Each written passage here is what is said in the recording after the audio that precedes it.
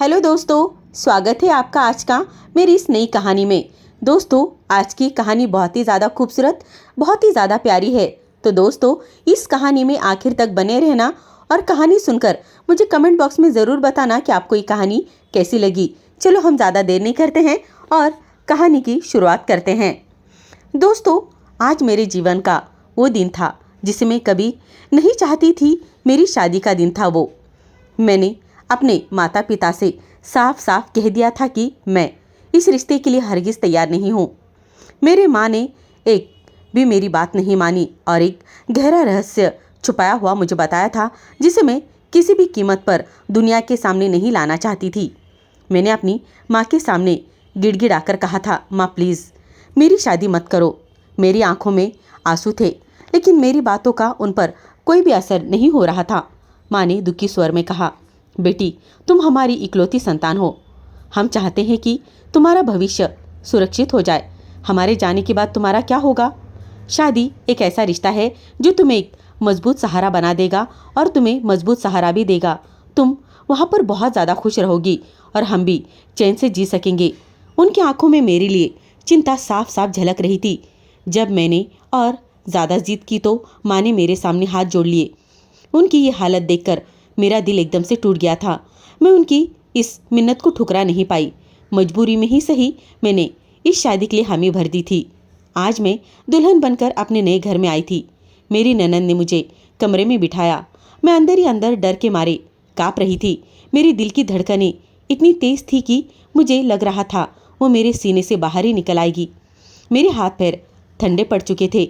जैसे जैसे समय बीत रहा था मेरा डर बढ़ता जा रहा था। मैं सोच रही थी कि कुछ ही पलों में मेरा पति यहाँ पर आएगा कमरे में, और फिर क्या होगा ये तो भगवान ही जाने। ये ख्याल ही मेरी सांसें रोक रहा था। मैं अपने डर भरे विचारों में डूबी हुई थी कि तभी कमरे का दरवाज़ा खुला। सामने मेरा पति खड़ा था। उसे देखते ही मेरे दिल ने जैसे धड़कना ही बंद कर दिया था। उसकी आंखों में कुछ था, शायद गुस्सा, शायद हैरानी। उसने मुझे एक पल के लिए देखा, फिर बिना कुछ कहे दरवाजे को जोर से बंद करके बाहर चला गया। उस दरवाजे की आवाज़ मेरे कानों में गूंज उठी थी। मेरा दिल जैसे थमसा गया था। कुछ ही मिनट बाद दरवाज़ा खुल गया। इस बार मेरी जेठानी जल्दी जल्दी कमरे में आई। उनके हाथ में एक सफ़ेद चादर रखी हुई थी। वो थोड़ी परेशान लग रही थी। उन्होंने कहा, शादी की भागदौड़ में मैं भूल ही गई थी। मुझे अरुण ने सबके सामने बहुत ज़्यादा डांट लगा दी। जल्दी से उठो, बेड की चादर बदलनी है। मैं चुपचाप बेड से हटी। उन्होंने पुरानी चादर हटाकर सोफे पर रख दी और नई सफ़ेद चादर बिछा दी। चादर बदलते हुए वो कुछ अपने मुंह ही मुंह में बड़बड़ा रही थी। वरुण को इस बात की बहुत सनक है। उसने मुझसे पहले ही कहा था कि शादी की पहली रात बेड पर सफ़ेद चादर होनी चाहिए। अभी वो गुस्से में मेरे पास आया और बोला, भाभी मैंने कहा था ना सफ़ेद चादर बिछानी है। अब मुझे कैसे पता चलेगा कि लड़की सही है या नहीं? उनकी ये बात सुनकर मेरे हाथ पैर पसीने से छलक उठे। मेरा दिल जैसे किसी ने जकड़ लिया हो। जेठानी चादर बदल कर चली गई, लेकिन मैं वहीं बैठी रही, अपने डर से लड़ते हुए। मेरी उंगलियां आपस में उलझ रही थी और मैं समझ नहीं पा रही थी कि अब क्या करूं। थोड़ी देर बाद दरवाज़ा फिर से खुल गया। इस बार वरुण अंदर आया। अब उसके चेहरे पर पहले जैसा गुस्सा नहीं था। वो मेरे पास आकर बैठ गया। मैं डर से सिकुड़ गई थी। उसने धीरे से मेरा चेहरा अपनी उंगलियों से उठाया। मेरी नज़रें झुकी हुई थी। वो मुझे देखता ही रह गया। फिर धीमी आवाज़ में बोला, क्या तुम सच में मेरी दुल्हन बनकर रहोगी? सच में तुम बहुत ज़्यादा खूबसूरत हो स्नेहा। अभी मैं तुम्हारी तारीफ़ ही करूँगा, लेकिन तुम तो उससे भी ज़्यादा तारीफ़ से ज़्यादा बढ़कर हो। उसकी आवाज़ में एक अजीब सी नरमी थी जो मेरे डर को और ज़्यादा बढ़ा रही थी। उसने अपनी जेब से एक छोटा सा डिब्बा निकाला। उसमें एक नाजुक सी चेन थी। उसने धीरे से मेरे गले में वो चेन पहनाई। उसकी उंगलियां मेरे गर्दन को छू रही थी और मेरे दिल की धड़कनें और ज़्यादा तेज़ हो रही थी। उसकी आंखों में एक अजीब सी बेचैनी थी जो मुझे और घबराहट करने पर मजबूर कर रही थी। वो धीरे धीरे मेरे करीब आने लगा। मैं डर के मारे पीछे हट गई। मेरी इस हरकत पर वो हल्का सा मुस्कुराया और बोला, हमारी शादी हो चुकी है मेरी पत्नी जी। अब हम एक रिश्ते में बन चुके हैं पति पत्नी के। तुम्हें मुझसे डरने की कोई ज़रूरत नहीं है। उसने मेरा ठंडा पड़ा हुआ हाथ अपने हाथों में जकड़ लिया और मुझे समझाने लगा, देखो मैं तुम्हारा पति हूँ। मैं तुम्हें कभी तकलीफ नहीं दूंगा। लड़कियां ऐसी रात में थोड़ा सा घबरा ही जाती है, लेकिन तुम मुझ पर भरोसा कर सकती हो। उसकी बातें मुझे समझने की मैं कोशिश कर रही थी, लेकिन मेरा डर कुछ और ही था। मैंने घर से निकलने से पहले नींद की गोलियां खा ली थी। धीरे धीरे मेरी आंखें भारी होने लगी, सब कुछ धुंधला सा लग रहा था। मुझे बस इतना याद है कि अब अरुण मुझे हिलाकर पुकार रहा था, दिव्या। मुझे क्या हुआ था मुझे कुछ समझ में नहीं आ रहा। और फिर अब अंधेरा हो गया। जब मुझे होश आया, मैं उसके कमरे में बेड पर लेटी हुई थी। मेरे हाथ में ड्रिप लगी थी। मेरी जेठानी मेरे पास बैठी थी और मेरी ननंद मेरे सर को सहला रही थी। अरुण कमरे में इधर उधर टहल रहा था, चिंता में डूबा हुआ लग रहा था। मैंने उठने की कोशिश की, लेकिन जेठानी ने मुझे रोक लिया। अभी लेटी रहो। तभी एक डॉक्टर वहाँ मौजूद था। उसने मुझे देखा और कहा, ड्रिप खत्म होने पर अरुण को बता देना, वो उतार देगा। फिर उसने कुछ दवाइयाँ लिख कर दी और कहा, इन्हें नियमित लेना पड़ेगा। उसके बाद वो कमरे से चला गया। जेठानी ने कहा, मैं तुम्हारे लिए गर्म चाय लेकर आती हूँ, और ये कहकर वो कमरे से बाहर चली गई। मेरी ननंद भी उनके पीछे पीछे वहाँ से चली गई। मैंने अरुण को अपनी तरफ आते हुए देखा। उसके चेहरे पर गुस्सा साफ झलक रहा था। वो कमरे में चक्कर काट रहा था, जैसे कोई तूफान उसके अंदर उमड़ रहा हो। मैंने दीवार पर टंगी घड़ी को देखा। सुबह के 5 बजने वाले थे। मैं अभी अभी दुल्हन के लहंगे में थी, लेकिन अरुण ने अपने कपड़े बदल लिए थे। वो मेरे पास आया, मुझे तीखी नज़रों से देखने लगा। ये क्या नाटक था दिव्या? उसके आवाज़ में गुस्सा था। तुमने रात को नींद की गोलियां क्यों खाई थी? मैं चुप रही। मेरी नज़रें उससे मिलने से कतरा रही थी और वो भड़क उठा था। क्या पागलपन है ये? क्या तुम्हें होश नहीं था? तुमने ऐसा क्यों किया था? मैंने धीमी आवाज़ में कहा, मेरे पास और कोई रास्ता ही नहीं था। मुझे इस शादी से डर लगता है, प्लीज़ मुझे माफ़ कर दो। मेरी बात सुनकर वो मुझे एक टक बस देखता ही रह गया। फिर उसने गहरी सांस ली और बोला, तो क्या यही तरीका था? तुमने पूरी रात हमें परेशान कर दिया। हर लड़की की शादी होती है। हर लड़की को पहली रात थोड़ी बहुत घबराहट तो ज़रूरी होती है।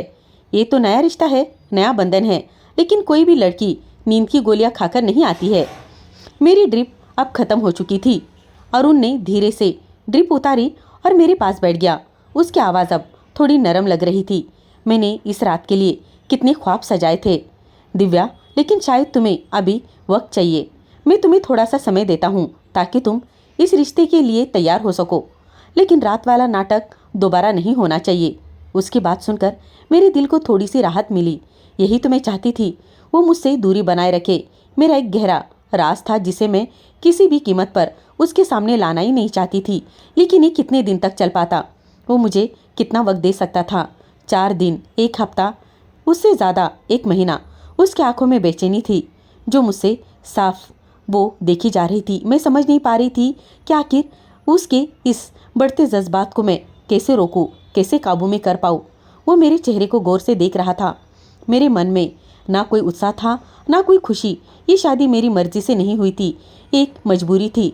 मेरा सारा डर उस सफ़ेद चादर को लेकर था जो मेरे लिए किसी खतरे की घंटी से कम नहीं था। अगर रात को मैंने वो गोलियां ना खाई होती तो क्या होता? अरुण ने धीरे से कहा, तुम इतनी खूबसूरत क्यों हो? तुम्हें देखकर मेरा दिल तुम्हारे और करीब आने को करता है, लेकिन मैं तुम्हारा ख्याल रखूंगा, ये मेरा वादा है। ये कहकर वो उठा और कमरे से चला गया। थोड़ी देर बाद जेठानी चाय का कप लेकर आई। मुझे चाय पिलाकर उन्होंने कहा, अब थोड़ा आराम कर लो। मैं फिर से बिस्तर पर लेट गई और नींद की गहरी वादियों में खो गई। ससुराल में ज़्यादा लोग नहीं थे। मेरी ननंद शादीशुदा थी और अपने ससुराल में ही ज़्यादातर रहती थी। मेरे जेठ जेठानी भी अपने अलग घर में रहते थे और सिर्फ शादी के लिए यहाँ पर सब लोग इकट्ठा हो चुके थे। जेठानी और ननंद का व्यवहार मेरे साथ बहुत ही ज़्यादा अच्छा था। अगले कुछ दिन अरुण ने मुझसे ज़्यादा बात नहीं की। वो बस मुझे पति पत्नी के रिश्ते के बारे में समझाता रहता। इन दिनों में मैंने एक बात नोटिस की थी, अरुण को इस्तेमाल की हुई चीज़ें बिल्कुल भी पसंद नहीं आती, यानी कि सेकेंड हैंड चीज़ें वो बिल्कुल यूज़ नहीं करता। वो कहता, मुझे ऐसी चीज़ों से बहुत नफरत है जो पहले से किसी ने यूज़ की हो, जो किसी और ने इस्तेमाल की करके फेंक दी हो। एक बार खाने की मेज़ पर जेठ ने गलती से अरुण का ग्लास इस्तेमाल कर लिया। जेठ ने वही ग्लास अरुण के सामने रख दिया, लेकिन अरुण ने दूसरा ग्लास उठाकर पानी पिया। एक बार मैंने उसका रुमाल इस्तेमाल कर लिया। वो मुझे नाराज़ होकर कहने लगा, मुझे सब कुछ पसंद नहीं। दिव्या प्लीज़ मेरी चीज़ों को मत छुआ करो, मुझे बहुत गुस्सा आता है। जैसे जैसे दिन बीत रहे थे मेरा डर बढ़ता जा रहा था। मेरे सीने में छुपा वो राज इतना भयानक था कि कोई मर्द उसे बर्दाश्त नहीं कर सकता था। और अरुण की ऐसी आदतें देखकर मेरा दिल और भी ज़्यादा बैठा जा रहा था। मैं सोचती थी जब वो मुझसे अपने हक को मांगेगा तब मैं क्या करूँगी, उस चीज़ को मैं कैसे छुपाऊंगी। ये ख्याल ही मेरे दिल को दहलाकर रख देता। शादी के 10 दिन बीत चुके थे। मैंने घर के कामकाज शुरू कर दिए थे, खाना बनाना, घर संभालना, सबके काम करना। जेठानी भी अपने घर लौट चुकी थी। एक शाम जब अरुण ऑफिस लौटा तो खाने की मेज पर मुझे ही देखता रहा। खाना खाने के बाद में किचन में बर्तन धो रही थी। अचानक वो मेरे पीछे आया। दिव्या तुम कितनी बेरहम हो ना, उसने कहा। 10 दिन हो गए हैं हमारी शादी को, लेकिन तुम्हें मेरी बेचैनी का जरा सा भी अंदाज़ा नहीं है। वो मेरे करीब आया, मेरे हाथ से बर्तन छीनकर उसने सिंक में डाल दिए और बोला, बस अब ये सब कुछ छोड़ दो और मेरे साथ कमरे में चलो। उसने मेरा हाथ पकड़ा और मुझे कमरे में ले आया। दरवाज़ा बंद करके उसने कुंडी भी मार दी। मैं डर से कांपने लगी। मेरी सांसें तेज हो गई और मुझे घुटन सी होने लगी। मेरी हालत बिगड़ने लगी थी। अरुण ने मुझे बेड पर बिठाया और बोला, आखिर तुम्हें परेशानी क्या है दिव्या? कोई लड़की ऐसा नहीं करती जैसे तुम कर रही हो। घर के काम करती हो, भाभी से हंसकर बात करती हो, सब ठीक है ना, लेकिन जब मैं तुम्हारे करीब आता हूँ तुम इस तरह डरने लग जाती हो। ये कब तक चलेगा? मैंने कांपते आवाज़ में कहा, मुझे डर लगता है इन सब चीज़ों से। वो मुस्कुराया और बोला, डर की कोई बात नहीं है, मैं तुम्हारा पति हूँ। तुम्हारा सारा डर मैं दूर कर दूंगा और सब कुछ धीरे धीरे करूँगा, ज़्यादा तकलीफ नहीं दूंगा। उसने मेरे चेहरे पर आई एक लट को धीरे से पीछे किया। उसकी उंगलियां मेरे गाल को छूने लगी थी। मैंने उसका हाथ रोकना चाहा, लेकिन उसने मेरा हाथ पकड़ लिया। आज नहीं दिव्या, तुम आज मुझे किसी भी कीमत पर नहीं रोक सकती। मैंने तुम्हारा बहुत इंतज़ार किया है, मैंने तुम्हें बहुत वक्त दिया है। अब मैं और इंतज़ार नहीं कर सकता। तुम्हारा डर मेरी मोहब्बत से ख़त्म हो जाएगा। उसने मेरे बाल खोल दिए और मेरी आंखों में आंसू आ गए। वो देखकर वो बहुत ज़्यादा मुस्कुराया, जिन्हें मैं बड़ी मुश्किल से रोक रही थी। इससे पहले कि वो और करीब आ जाए, मैंने अपना हाथ उसके सीने पर रखकर उसे रोक लिया। मैंने कांपते आवाज़ में कहा, अरुण प्लीज़ मुझे थोड़ा और वक्त दे दो प्लीज़। उसने सख्त लहजे में जवाब दिया, नहीं काव्या, अब मैं और नहीं रुक सकता। उसकी नज़रें मेरी ओर थी और उसकी हरकतें धीरे धीरे बढ़ती जा रही थी। उसकी सांसें मेरी गर्दन को छू रही थी और मेरा दिल धड़कना जैसे रुक ही चुका था। मैंने पूरी ताकत से उसे खुद से दूर धकेला और कहा, वरुण प्लीज़ मुझे सांस लेने दो, मुझे सांस लेने में बहुत तकलीफ़ हो रही है, लगता है मुझे कुछ हो जाएगा। वो ठिठक गया और मुझे गुस्से से देखते हुए बोला, तुम क्यों इतना नाटक करती हो दिव्या? बहुत हो गया है, तुम बहुत ज़्यादा नाटक में लगी हो। ठीक है जाओ, लेकिन जब तुम्हें होश आएगा तब भी मैं वही करूँगा जो मेरा हक है। मेरी आंखों में आंसू थे। मैं उसे बार बार दूर करने की कोशिश कर रही थी, लेकिन मेरी हालत और ज़्यादा ख़राब होती जा रही थी। वो मुझे छोड़ने को तैयारी नहीं था। उसने कस के अपनी बाहों में मुझे जकड़ लिया था। अब मेरे इतने करीब था कि उसने मुझे अपनी बाहों में इतना जकड़ा हुआ था कि मैं अपने आप को छुड़ा नहीं पा रही थी। अब मैं कुछ नहीं कर सकती थी। मैंने हार मान ली और खुद को उसके हवाले पूरी तरीके से कर दिया। लेकिन तभी जैसे उसे कुछ याद आया हो, अचानक मुझसे हटकर वो आगे बढ़ गया। अरे वो सफ़ेद चादर कहाँ गई? मैं तो सफ़ेद चादर बिछाना ही भूल गया, उसने कहा। वो चादर मेरे लिए किसी खतरे से कम नहीं थी। इससे पहले कि वो बेड की ओर बढ़ता, मैंने उसका हाथ थाम लिया। अरुण प्लीज़ मुझे अकेला मत छोड़ो, मुझे डर लग रहा है, मैंने कांपते हुए कहा। वो हैरानी से मुझे देखने लगा। दिव्या तुम भी कमाल हो यार, मेरे करीब आने से डरती हो और मेरे जाने से भी डर लगता है। रुको मैं अभी चादर लेकर आता हूँ। उसने मेरा हाथ छुड़ाया और अलमारी की ओर बढ़ गया। वो चादर ढूंढने लगा, लेकिन वो चादर मैंने पहले से ही छुपा दी थी। उसने काफ़ी देर तक अलमारी पूरी छान मारी, लेकिन जब उसे चादर नहीं मिली तो उसने एक गहरी सांस ली और अलमारी बंद कर दी। वो वापस बेड पर आकर लेट गया और बोला, आज वो चादर बहुत ही ज़्यादा काम में आ गई। उसने तुम्हें बचा लिया ना? पता नहीं भाभी ने वो चादर कहाँ रखी है। मैं उसकी बातें सुनकर भी अनजान थी। मैं चुप रही। फिर उसने गंभीर स्वर में कहा, दिव्या तुम मेरी आदतों को अब तक समझ ही चुकी होगी। मुझे कहना तो अच्छा नहीं लग रहा, लेकिन आजकल के माहौल में सावधानी बरतना बहुत ज़्यादा ज़रूरी है। मैं नहीं चाहता कि मेरी पत्नी का कोई ऐसी आदत हो जो मुझे शर्मिंदा करती हो। ये कहकर उसने अपनी तरफ का लैंप बंद कर दिया और सोने के लिए लेट गया। मेरी नींद उड़ चुकी थी। मैं चाहकर भी सो नहीं पा रही थी। उस रात मेरी आंखों में नींद का नामो निशान नहीं था। मैं बार बार अपने राज के बारे में ही सोच रही थी, जो मेरे लिए एक बोझ बन चुका था। अगले दिन अरुण ने मुझसे कहा, मेरा एक दोस्त जो विदेश में था हाल ही में लौटा है। उसे पता चला कि मेरी शादी हो चुकी है, वो मिलने आ रहा है। उसने मुझसे शादी की पार्टी मांगी है। वो हल्का सा मुस्कुराया और बोला, मैंने उसे शाम को चाय पर बुलाया है, तुम चाय और नाश्ते का इंतज़ाम कर लेना। मैंने सहमति में सर हिलाया और कहा ठीक है। मैंने दिन भर किचन में चाय और नाश्ते की तैयारी की। शाम को अरुण का दोस्त आ गया। मैंने चाय और नाश्ता तैयार करके टेबल पर रख दिया। अरुण किचन में आया और बोला, दिव्या, मेरे दोस्त से मिलोगी? वो तुमसे मिलना चाहता है। मैंने कहा, मुझे किसी अजनबी से मिलने में कोई भी इंटरेस्ट नहीं है, और क्या ज़रूरत है मैं किसी अजनबी को मिलूं? वो हंसा और बोला, वो कोई अजनबी नहीं, मेरा सबसे करीबी दोस्त है, बहुत अच्छा इंसान है, चलो मेरे साथ। उसने मेरा हाथ पकड़ा और मुझे ड्राइंग रूम में लेकर चला आया। लेकिन जैसे ही मेरी नज़र उसके दोस्त पर पड़ी, मेरे पैरों तले से जैसे ज़मीनी निकल गई। मेरी आंखों के सामने अंधेरा छा गया। मैं वही रुक गई और मेरे हाथ पैर कांपने लगे।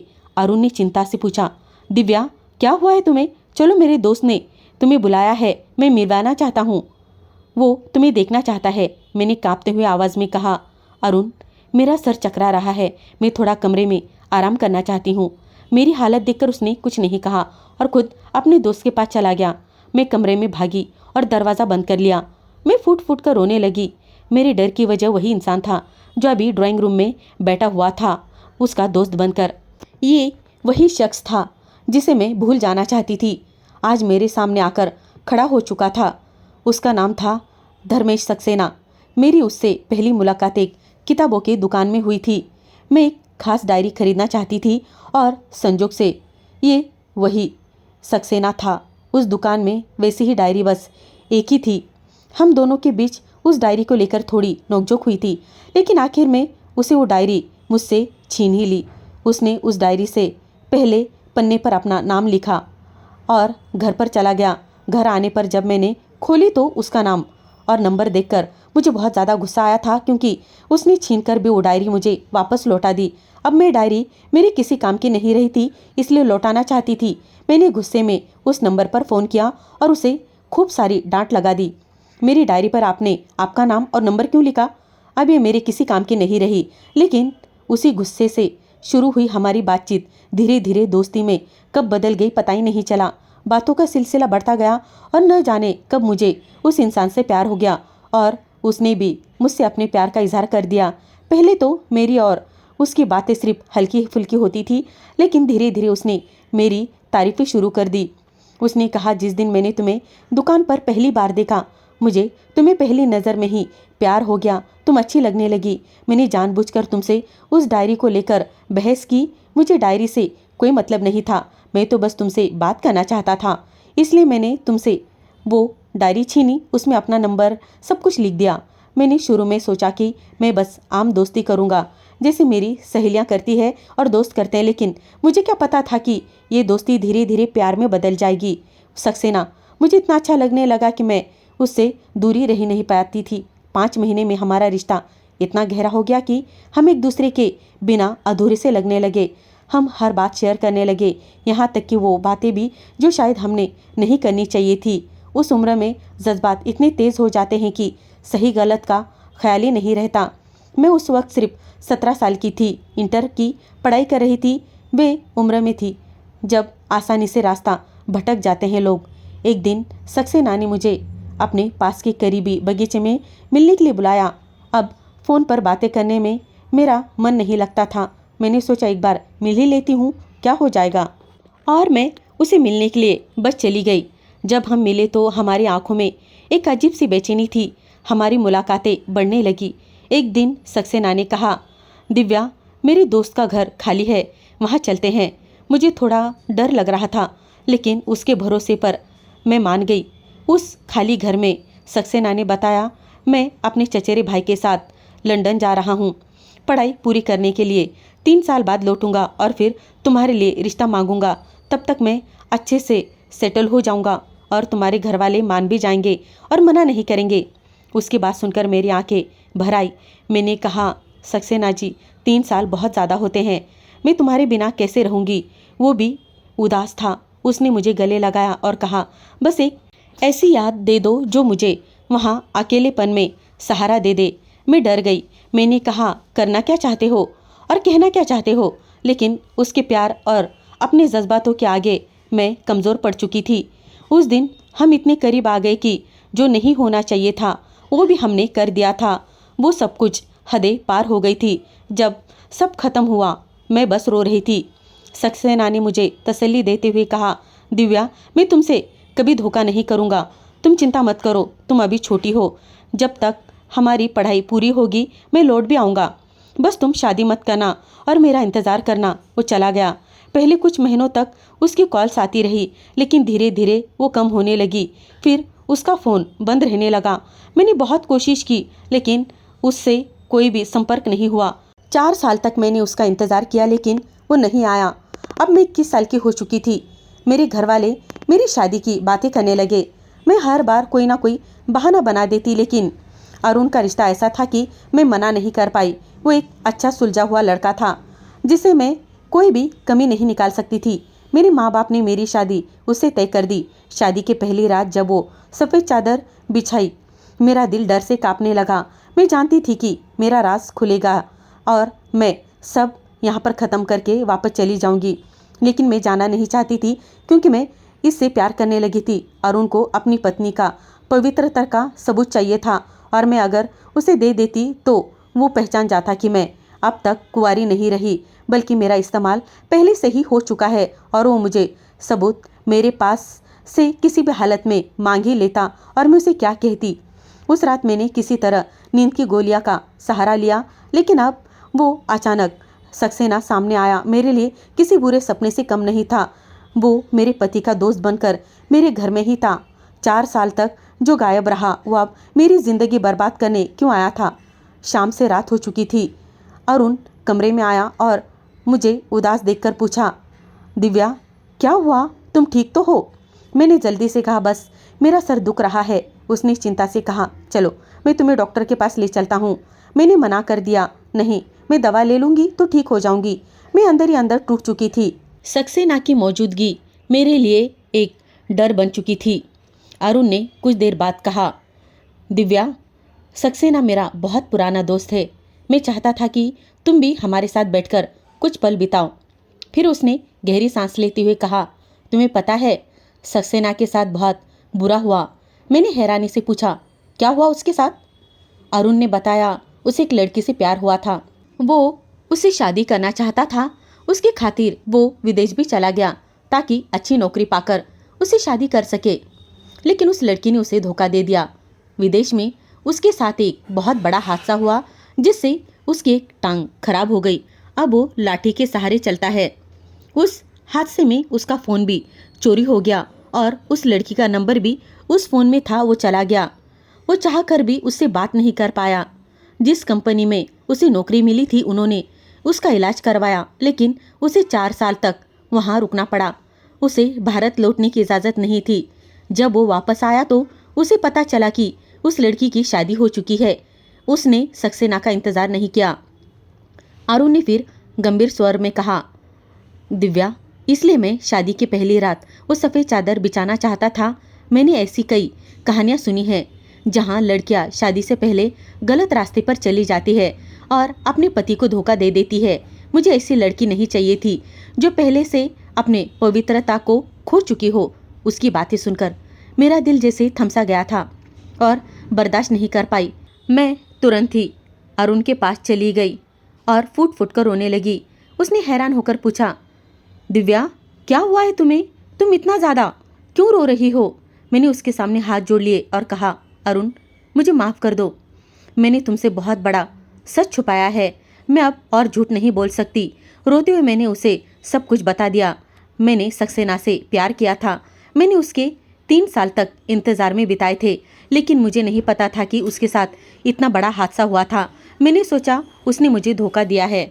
शादी के बाद मुझे डर था कि तुम मेरा सच जान जाओगे और मुझे छोड़ दोगे, इसलिए मैं तुम्हारे करीब नहीं आना चाहती थी।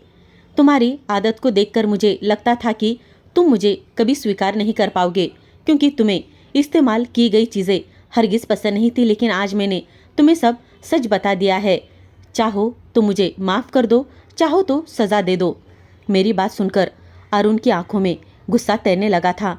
उसने कहा, दिव्या, ये कैसा प्यार था जिसमें तुमने अपनी इज्जत खो दी?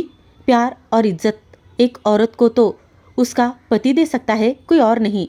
मुझे सक्सेना की बात सुनकर बहुत बुरा लगा था कि उसने एक लड़की की इज्जत ले ली। मैं उसे हमेशा इसके लिए ताने भी मारता था, लेकिन तुम मेरी पत्नी हो। वो रुका, फिर धीमी आवाज़ में बोला, हाँ, मुझे इस्तेमाल की गई हुई चीज़ें हरगिज पसंद नहीं, लेकिन तुम कोई चीज़ नहीं बल्कि मेरी पत्नी हो, मेरी ज़िंदगी का हिस्सा हो। पति पत्नी एक दूसरे की ढाल होते हैं, वो एक दूसरे की कमियों को छुपाते हैं। मेरा फ़र्ज़ है कि मैं तुम्हारा ये सच छुपाऊं। उसने मेरा हाथ थाम लिया। मैं जैसे पत्थर की मूर्ति बन चुकी थी। मुझे यकीन नहीं हो रहा था कि अरुण का हाल और अरुण का दिल इतना बड़ा होगा। ऐसे कैसे हो सकता था? मैं मन ही मन बहुत ज़्यादा खुश हो रही थी और सोच रही थी, मेरे पति का दिल इतना बड़ा है। उस पल मेरे दिल में अरुण के लिए एक ऐसा जज्बात जाग उठा, और उससे भी ज़्यादा जितना सक्सेना ने मुझे प्यार किया था, अब वो मैं उससे बढ़कर अपने पति का प्यार पा रही थी। उसने मुझे माफ़ कर दिया था। उसने सक्सेना से अपनी दोस्ती तोड़ दी और उसके बाद वो सक्सेना को हमारे घर कभी नहीं लाया था। अरुण ने भी उसका जिक्र कभी भी जिंदगी में करने का सोचा नहीं था। आज हमारी शादी को 5 साल हो चुके हैं। हमारा एक प्यारा सा बेटा है। अरुण ने मुझे कभी मेरे अतीत का ताना नहीं मारा। मैं उसकी दीवानी हो चुकी हूँ। उसकी हर बात मेरे लिए एक हुक्म की तरह है। असली प्यार वही होता है जो अपने पति से किया जाता है। वो आपको प्यार के साथ साथ इज्जत भी देता है। वो आपकी इज्जत मांगने के बजाय उसे बचा लेता है। तो दोस्तों, ये थी मेरी कहानी। एक ऐसी कहानी जो गलतियों से शुरू हुई, लेकिन प्यार और विश्वास ने उसे खूबसूरत बना दिया। हमेशा अपने पति से सच्चा प्यार करते रहो, क्योंकि वही आपका सच्चा साथी हो सकता है और सच्चा साथी भी होता है। किसी की मीठी बातों में आकर अपनी इज्जत को दांव पर मत लगा देना। तो दोस्तों, आपको हमारी कहानी पसंद आई होगी तो मेरे चैनल को सब्सक्राइब करें, और हाँ दोस्तों, नोटिफिकेशन बेल को ज़रूर दबाएं ताकि आने वाली ऐसी ही खूबसूरत कहानी आपको ज़रूर सुनने को मिले। कहानी सुनने के लिए आपका बहुत बहुत धन्यवाद दोस्तों।